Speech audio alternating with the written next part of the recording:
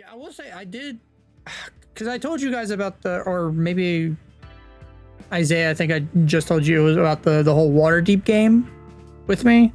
Like the reason I had such a bad experience with Adventure League, that was totally taking like my player agency out of the window. Like I couldn't do anything. I was under the DM. Basically, the DM had full control. No matter what decisions we made, like it didn't matter. Well, do you want to give some context for this?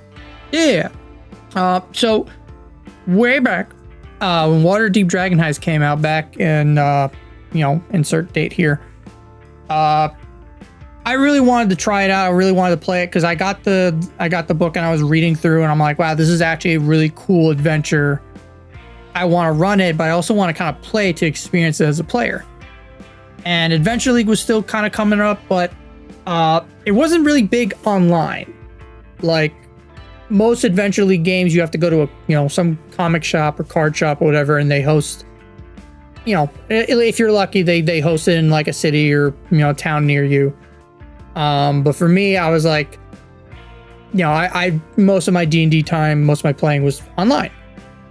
And I found some people who just started up trying to do Adventure League online on Roll20, and I'm like, oh, I can sign up.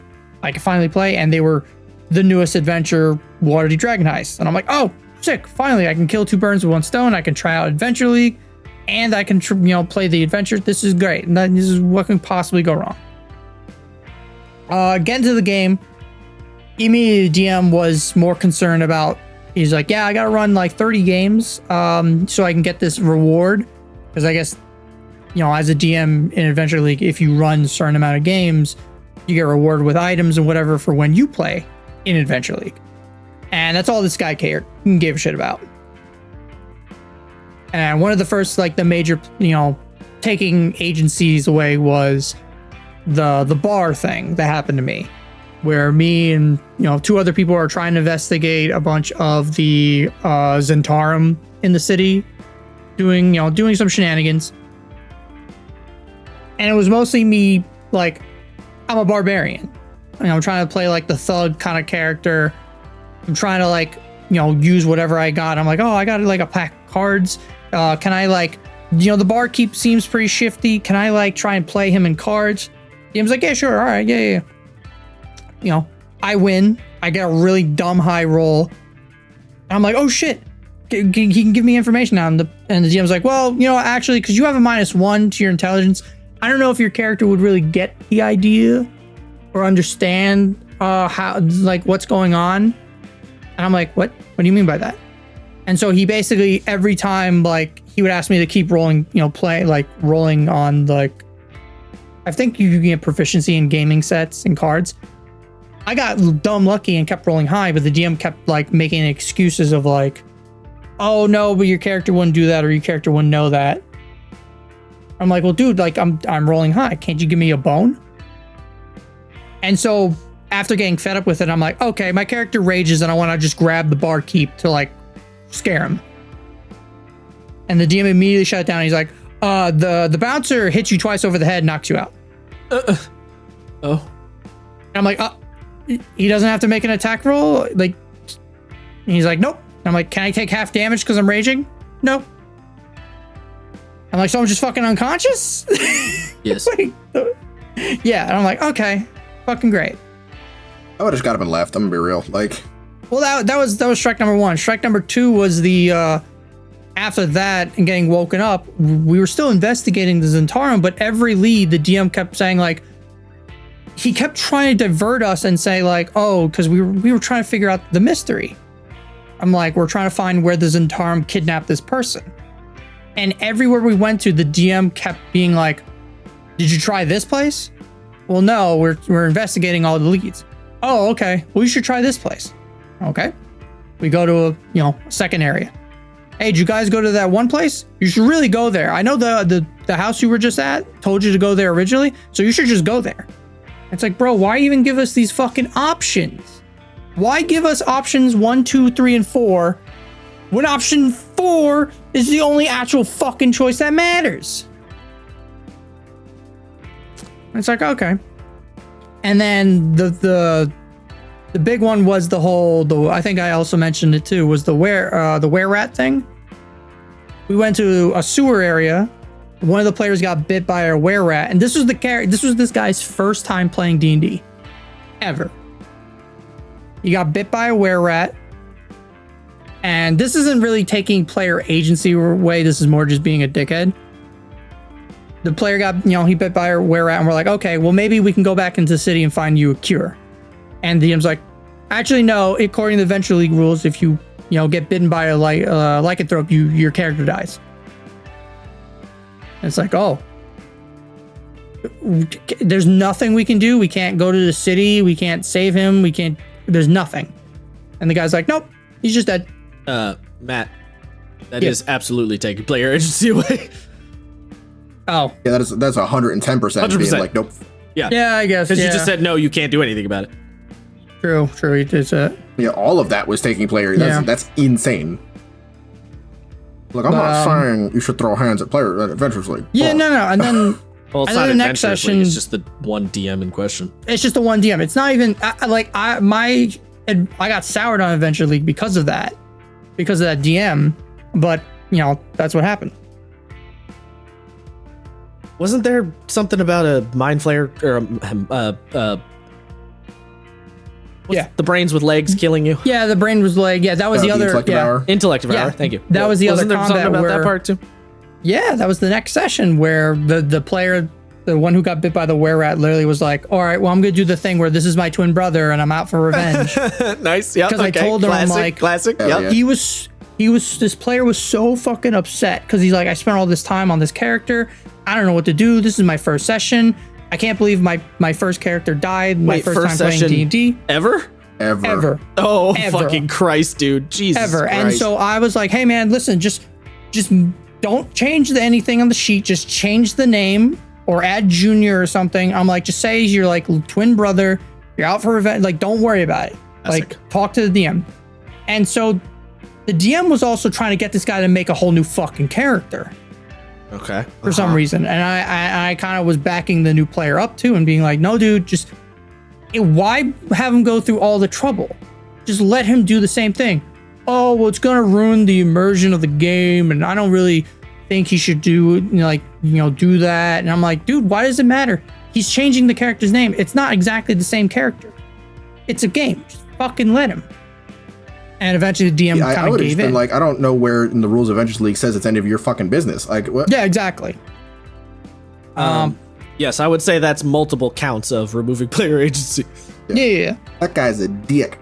And then the one that broke the straw was afterwards, where we had the one player who was doing the edgy cleric thing of like, I'll heal you, but you gotta pay me money first. Oh, Jesus Christ. Oh, Lord. I fucking hate those fucking people. If you do that in a game, fuck you. Fuck you and your mother and your dog and your mother's dog. Exactly. Dishonor you, dishonor your cow. Dishonor your family, your sister's And cow, so- your cow's cow. So this guy, for some reason, we got to the room where the Mind Flare was. And the Mind Flare basically was like, I'm gonna, I don't feel like dealing with you guys. And just threw an Intellect Devour at us and teleported away. And we're like, oh, well, at least we don't have to fight the Mind Flare. That's great. But then we still gotta deal with the fucking Brain Dog. Yeah.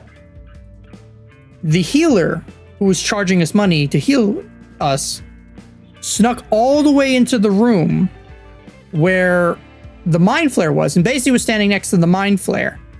The Mind Flare teleported away, and where the Mind Flare stood was his Intellect Devour. Okay. Yeah. You would think, as a DM, no matter what the situation is, you go for the closest fucking character to an Intellect Devour. No. He made the fucking Brain Dog walk all the way to the other side of the room where my character was, who has a -2 to intelligence. Knowing that I would specifically fail the check and targeted me with the Intellect Devour. And then I got real upsetty in my spaghetti because of it and said, all right, this is how you're going to play? All right. And so he's like, all right, Matt. So now you're controlled by the intellect devourer. You want to kill the rest of your party. I'm like, okay, I rage. And he's like, well, actually, you don't do that. And I'm like, well, that's a natural 20, DM. So I think I'm going to hit Jimbo over there. And oh, Jimbo's unconscious. Neat. And so the other players are starting to freak out, being like, oh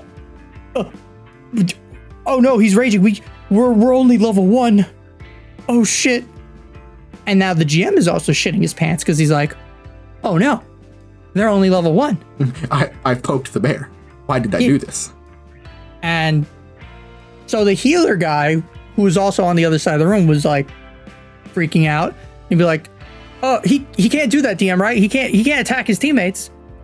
And the DM was like, I could hear the wheels in the DM, like the gears grinding, breaking. You just have to look at him and squint, like. Yeah, because he was trying to figure out a way of how to undo the fuck up he did. And I basically called him out on his horseshit and being like, no, I'm evil now, right? I'm possessed by the intellect devourer. So unless the other players take my guy out, I have to kill them. You said so yourself. And so the DM's like, which he could have, if he was even more of a dickhead, probably took control of my character and took my sheet away. Yeah. But luckily, I guess because of the situation, he wasn't thinking that far ahead. So I grabbed the unconscious player on my next turn and it basically beat one of the other players with the unconscious player. Nice. Yep. Okay. Yeah. And so the only players that were left was healer, who was just taking the dodge action and trying to avoid my guy at all costs. Wasn't even healing the rest of still was keeping the fucking bit alive. Still was keeping the bit alive. And was refusing to heal the unconscious player that I beat the now secondary unconscious player with. I would have killed him first. And then the new player, my boy, who made my first player die junior. To which I didn't want to kill his character. So I specifically kind of made it that he took my guy out. What a series of convoluted nonsense. Oh yeah. And then after that session where basically 3 out of the 5 players are either unconscious or dead, because I think after the intellect devourer my guy died because of it. Probably. And I think I ended up killing the player that I beat the first player with. Yeah. And then after the GM's like, hey, so I don't know if your character, I don't know if that would really happen like that. If you want, you can kind of keep your character. And I messaged him like, hey, I'm not coming back, man. No thanks. Well, if it isn't the consequences of his own actions. Consequences of my own actions. Yeah, and I messaged the new player that I liked, and I'm like, hey man, I'm leaving the game. It was nice meeting you. You should probably find a new group because this guy is a fucking asshat. And I don't know. I haven't heard. That player never played D&D again. I fucking bro. I feel so bad for that guy. Like, it's possible. What the actual shit? Yeah. What a good time. You had told us some of that.